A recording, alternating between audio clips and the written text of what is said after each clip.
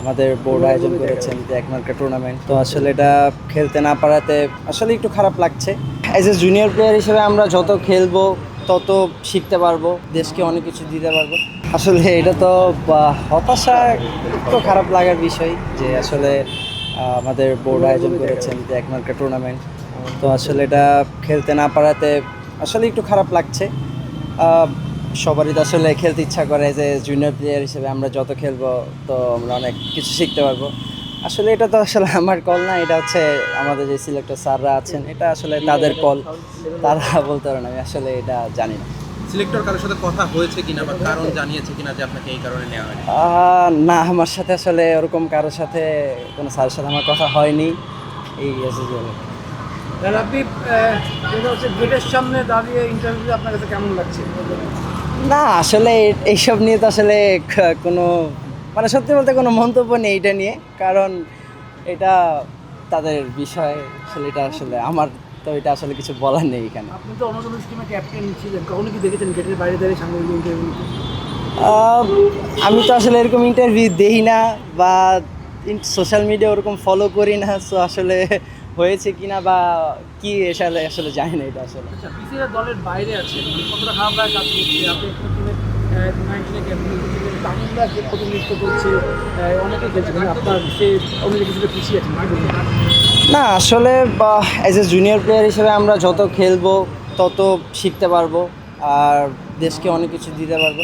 তো আমার কাছে মনে হয় যে যদি অপরচুনিটিস আসতো তাহলে হয়তো বা এখানে লার্নিংয়ের অনেক কিছু থাকতো।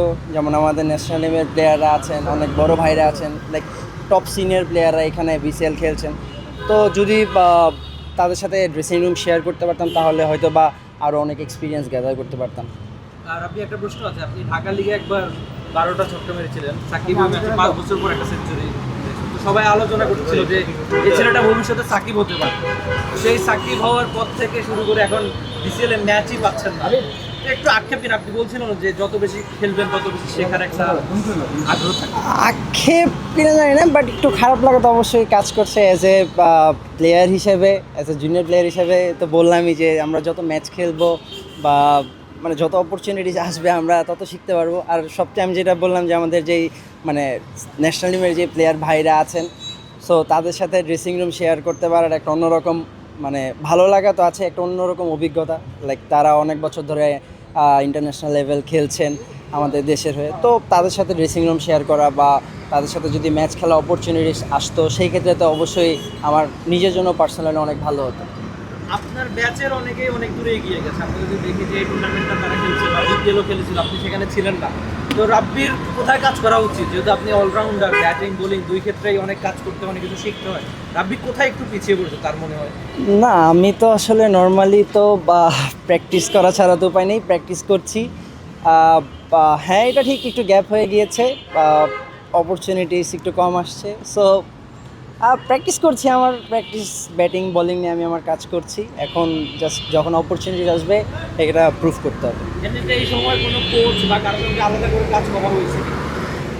না, এরকম এইচপিতে তো রাজিন স্যার আমাকে দেখেছেন, তারপরে হ্যাম স্যার দেখেছেন, তো সবার সাথে কাজ করা হচ্ছে। তাছাড়া ব্যাটিং নিয়েও, ব্যাটিং ভিডিও স্যারদের সাথেও সেন্ড করা হচ্ছে যে কাজ করছি যে এই বিষয় নিয়ে, এই টুকিটাকি চলছে। তাছাড়া স্পিন কোচ আমার আরশাদ স্যার, ওনার সাথেও আমার কন্টিনিউ কথা হয়, ভিডিও সেন্ড করি, সো সে আমাকে খুব হেল্প করছে। রাব্বি, আপনি তো অলরাউন্ডার, তো কখনো ইচ্ছা আছে সাকিবের যে জায়গাটা, সাকিব তো খেলছে না, ওই জায়গাটা পারফর্ম করা, ওই রকম পারফর্ম করার ইচ্ছা আছে? আসলে এটা অনেক অনেক টাফ প্রশ্ন। আমার কাছে মনে হয় যে এখন জাস্ট আমার পারফরমেন্স করতে হবে, পরে কি হবে এটা দেখা যাবে।